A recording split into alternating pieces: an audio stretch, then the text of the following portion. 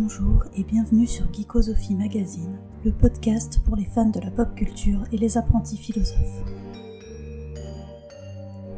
Aujourd'hui, nous allons parler d'un grand nom de la philosophie, le philosophe grec Aristote, qui a vécu au IVe siècle avant Jésus-Christ. Pour nous accompagner dans l'explication de son œuvre, nous allons faire appel à Buffy, Kendra et Faith de la série télévisée Buffy contre les vampires. La série télévisée Buffy contre les vampires raconte l'histoire d'une adolescente, Buffy, qui arrive dans un nouveau lycée après avoir été exclue de l'ancien. Exclusion qui me semble justifiée à moi en tant que prof, puisqu'elle est accusée d'avoir mis le feu au gymnase qui était, selon elle, infesté par des vampires. En effet, Buffy est la tueuse de vampires, c'est-à-dire qu'elle a été élue pour combattre les forces du mal. Elle est pour cela aidée par un observateur qui doit l'entraîner et la guider. La tueuse de vampires est unique au monde. Le seul moyen pour qu'une nouvelle tueuse apparaisse, c'est que Buffy meure. Or, à la fin de la saison 1, Buffy va se noyer. Même si elle est sauvée grâce à l'un de ses amis, les quelques minutes pendant lesquelles elle est déclarée morte vont suffire à l'élection d'une nouvelle tueuse qui sera Kendra. Celle-ci va à son tour mourir à la fin de la saison 2, amenant une troisième tueuse dans la série, qui s'appelle Faith.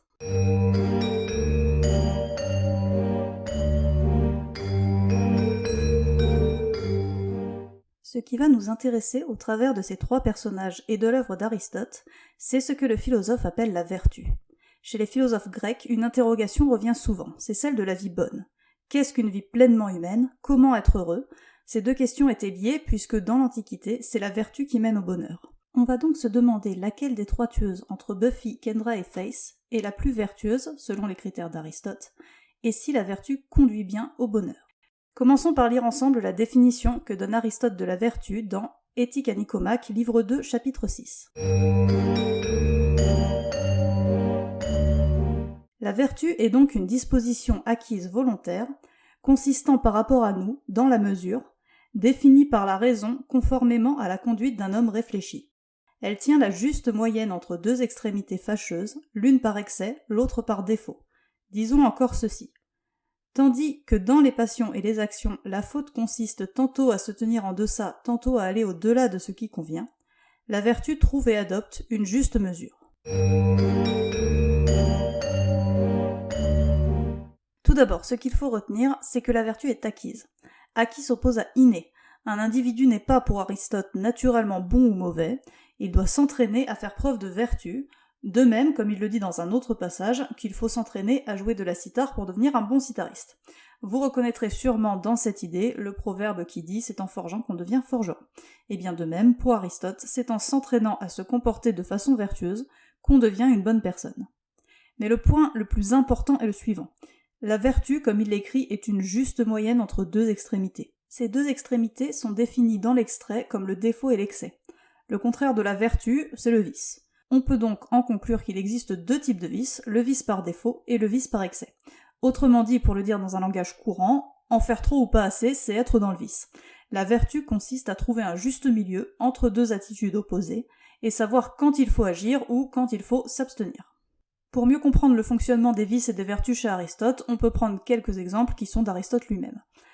Premièrement, le courage, qui est évidemment une vertu, consiste à savoir affronter le danger quand il le faut.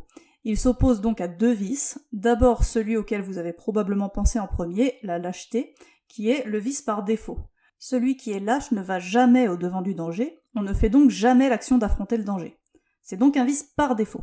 Ensuite, le vice par excès, qui correspond au courage, s'appelle la témérité. Il s'agit de toujours affronter le danger, même quand c'est vain, même quand c'est complètement stupide. Le téméraire fait donc trop souvent l'action d'affronter le danger, alors que le courage est le juste milieu entre trop et pas assez. Comme deuxième exemple de vertu, on peut prendre la générosité, c'est le fait de donner à ceux qui en ont besoin. Le vice par défaut est facile à trouver, on peut l'appeler avarice ou radinerie, c'est le fait de ne jamais rien donner et de garder son argent pour soi. Le vice par excès s'appelle chez Aristote la prodigalité, on peut le définir aujourd'hui comme le fait de tout donner, tout dépenser, sans rien garder pour soi. Pour finir sur les exemples, j'aime bien en prendre un troisième quand je fais cours sur Aristote parce qu'il est assez étonnant pour nous dans notre culture. Il s'agit de l'humilité, qui est certes pour nous une qualité, mais chez Aristote, l'humilité est le vice par défaut, puisque l'humilité consiste à se rabaisser, à ne se reconnaître aucun mérite, aucune qualité. Il ne faut pas oublier que humilité a la même racine qu'humilier, donc une personne humble, c'est une personne qui s'humilie elle-même en réalité, en se rabaissant. C'est donc un vice par défaut.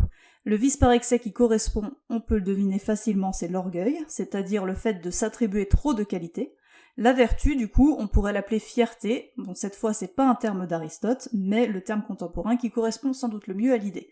La fierté, c'est-à-dire savoir reconnaître ses qualités et en être content, tout en n'en faisant pas trop. Donc maintenant je pense que vous avez bien compris ce qu'est la vertu chez Aristote, mais quel rapport avec Buffy ? Vous commencez peut-être à vous en douter, nous avons 3 attitudes possibles, la vertu et les 2 vices, et 3 tueuses, donc chaque tueuse va correspondre à une de ces attitudes. Reste à savoir quel est le domaine dans lequel va s'appliquer le défaut, l'excès et le juste milieu. Or, ces 3 tueuses vont se distinguer justement au sujet du rapport à l'autorité. Je rappelle rapidement le fonctionnement de l'univers de la série. La tueuse de vampire est seule face aux forces du mal, mais elle est guidée par un observateur qui lui-même fait partie d'une organisation plus vaste appelée le Conseil. La tueuse n'est donc pas libre, mais soumise à l'autorité du Conseil par l'intermédiaire de son observateur.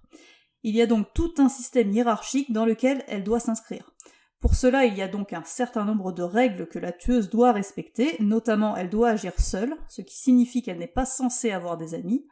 Elle doit garder son identité secrète, évidemment, elle doit obéir à son observateur, et surtout, elle doit œuvrer contre les forces du mal, quelles qu'elles soient. C'est quand même le but premier de sa mission. On voit très vite dans la série que Buffy prend un certain nombre de libertés quant à ses règles.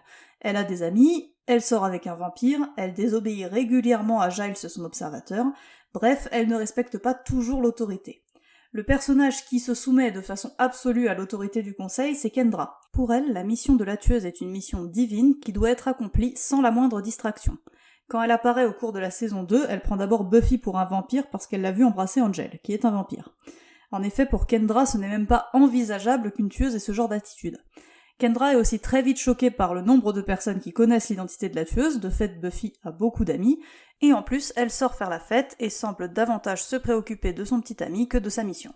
Kendra semble donc être la tueuse la plus droite, la plus vertueuse, mais la série va plutôt nous amener à considérer que son attitude relève du vice par excès.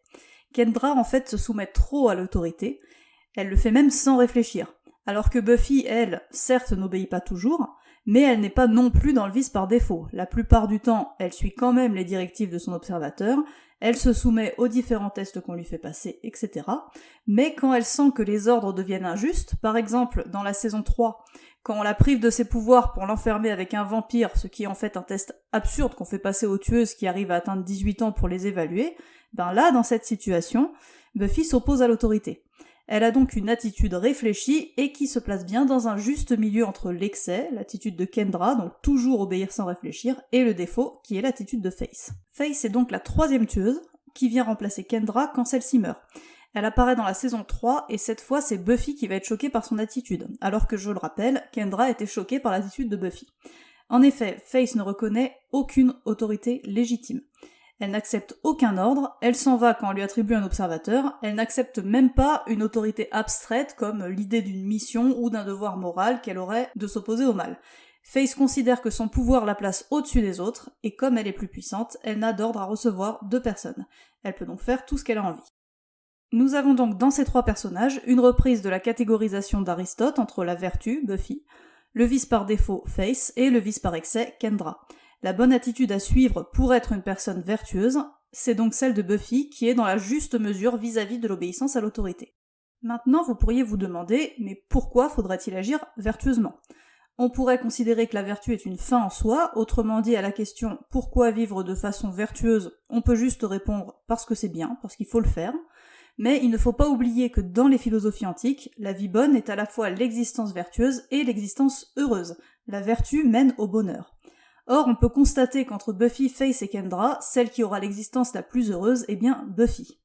Effectivement, Kendra meurt très vite, elle est élue à la mort de Buffy fin de la saison 1 et meurt elle-même à la fin de la saison 2, donc sachant qu'une saison correspond à une année scolaire, ça signifie qu'elle n'est restée la tueuse que pendant 1 an. Donc on ne peut pas dire que le vice par excès est mené au bonheur. Quant à Faith, après quelques mois seulement, elle se tourne vers les forces du mal, elle finit dans le coma pendant presque 1 an, puis en prison. De nouveau, on ne peut pas dire que le vice par défaut est mené au bonheur. Alors que si Buffy survit aussi longtemps, c'est justement parce qu'elle est dans cette juste mesure. Elle sait obéir à son observateur quand c'est nécessaire, parce qu'elle sait reconnaître quand elle a besoin d'être guidée, mais d'un autre côté, si elle ne meurt pas à la fin de la saison 1, c'est parce que ses amis la sauvent, alors qu'elle n'est pas censée avoir d'amis, ça fait partie des règles que doit suivre la tueuse. On rejoint donc bien l'idée d'Aristote, la vertu consiste en un juste milieu entre le défaut et l'excès, et la vertu mène au bonheur. C'est terminé pour aujourd'hui, merci d'avoir écouté Geekosophie Magazine. Vous retrouverez d'autres analyses de Buffy contre les vampires sur mon blog carolinegiraud.blogspot.com où vous trouverez une série d'articles sur la série, ses personnages et quelques épisodes spécifiques. Je vous souhaite à tous une très bonne journée et à bientôt sur Geekosophie Magazine.